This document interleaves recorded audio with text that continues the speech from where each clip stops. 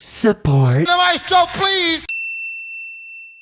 While you're waiting for the Grammy nominations to come out next week, let's talk about some music. This'll be for the week of November 12th, 2019. On this day in music back in 1986, the Beastie Boys released their debut album, Licensed to Ill. It would go on to become the first rap album to ever be #1 on the Billboard charts.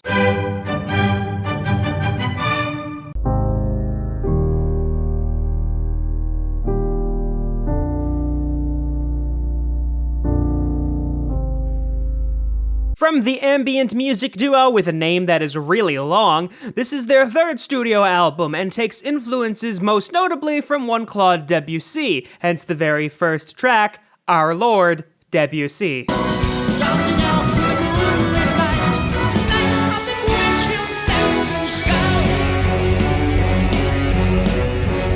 Genesis music in general just works well with any sort of orchestral style, and I imagine Steve Hackett knew that. So if you're a big Genesis fan, I highly recommend this album, as the orchestra does a lovely job with it, along with Steve Hackett himself, but he was the lead guitarist of the band originally, so of course he was gonna do well with it. Say, here's to the dreamers.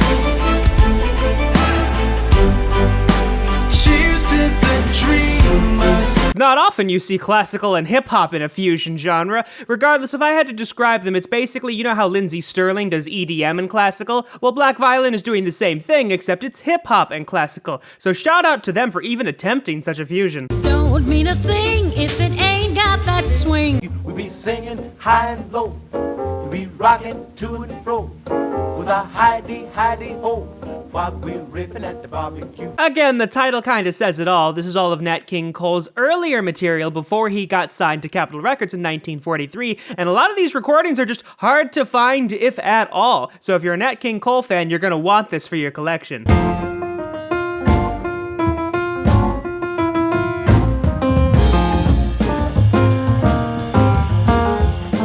His second album alongside the Mildred Snitzer Orchestra, and at this point everyone has accepted the fact that Jeff Goldblum is a very talented jazz pianist. This one also has some vocal features on this as well, Sharon Van Etten, Fiona Apple, and Miley Cyrus for one. Singing, I love rock and roll. Lay, lady, lay, lay across my big breast bed.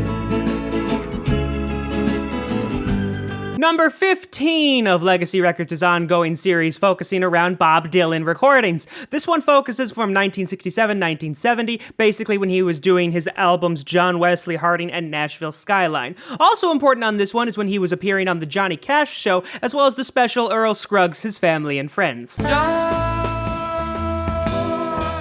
Star crashes.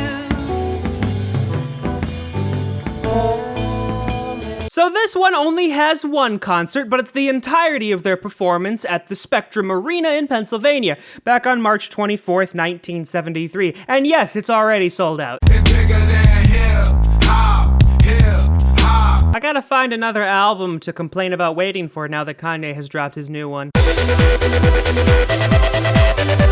Not gonna lie, kind of want another Daft Punk remix album. And now I need some help from the maestro, please. Am I really that much to handle?